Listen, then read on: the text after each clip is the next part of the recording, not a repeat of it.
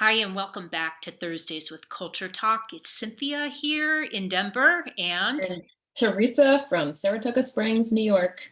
hmm, Teresa and I were just reflecting on the 1 year of pandemic, right? It was 1 year ago today that the NBA canceled the rest of the season, and that here in the US, we finally called what we were experiencing a crisis, an emergency, and a pandemic.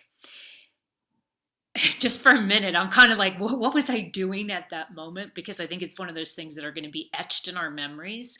I was actually, Teresa, packing my bag because I was flying to St. Louis the next day to speak at a conference for our friends at the Cleinman Performance Network. Yeah, you didn't pause, right?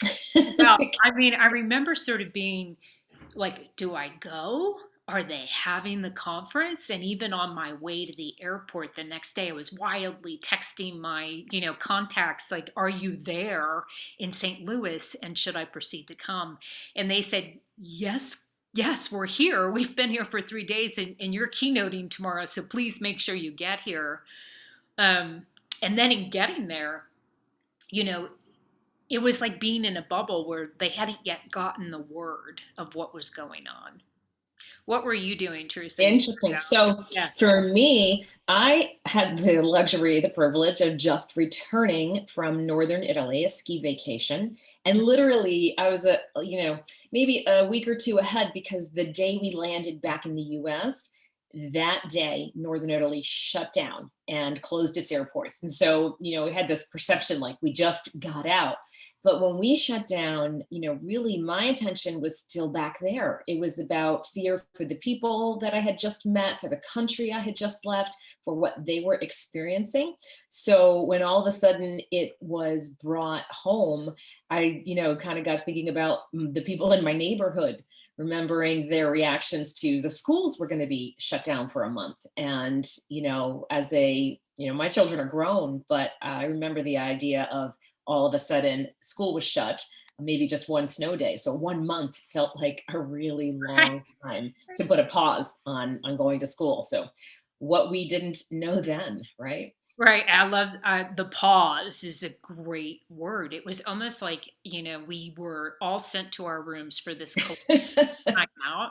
And I'm sitting in a new spot here in my home office because I wanted to point to the beautiful painting that a friend of mine created for us this year. She called it the Great Pause because she did it during the pandemic, year. And I also just celebrated a birthday, and another friend gave me, it's probably hard to see in the video, but it's actually a pause button on a necklace. It's just, right, we've been on this, it's been a crash course, this collective timeout.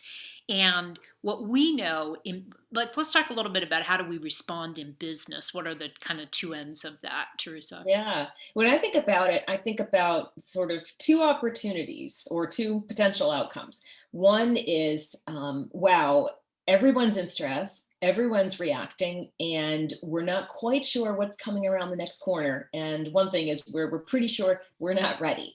Mm. And the second reaction is when the team comes together and we're surprised by their resilience. We're surprised by their ability to know themselves, to know what they need, to ask for help, and to be able to fill in the gaps for each other, even when we continued to have these surprises.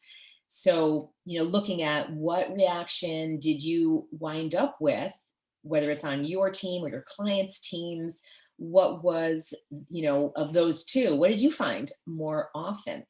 Mm. Because at Culture Talk, we have been um, we have been focused on getting to that second outcome. And Mm. how do you, intentionally create a resilient team that even though there are surprises and obstacles, they're able to react, respond, and, come away with a sense of being intact and actually growing and being able to change in positive ways.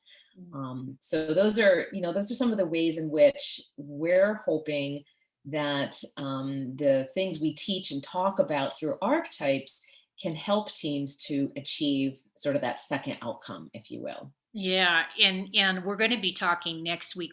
Or I'm sorry, March 25th. We're going to be hosting a webinar that looks at how kind of how we respond to crisis and uncertainty depends on who we are. And if we can look at ourselves through an archetypal lens, we begin to recognize what triggers me and how I respond when I'm triggered versus how do I see the trigger and respond in a more adaptive, supportive, collaborative way? And what does it look like for, leaders and people managing teams to see the people on their team, to Great. understand what they need, and to create a space of safety and resilience for that team? So that's what we're going to be talking about next week on how archetypes help teams adapt to change and build resilience. So we'll pop the information about that webinar in the comments. Yep, And that's March 25th.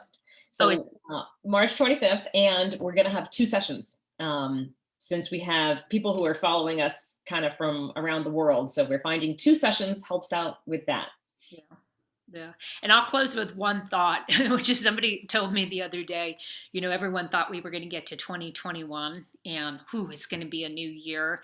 And she said, actually, it's more like 2020 and a half. Right.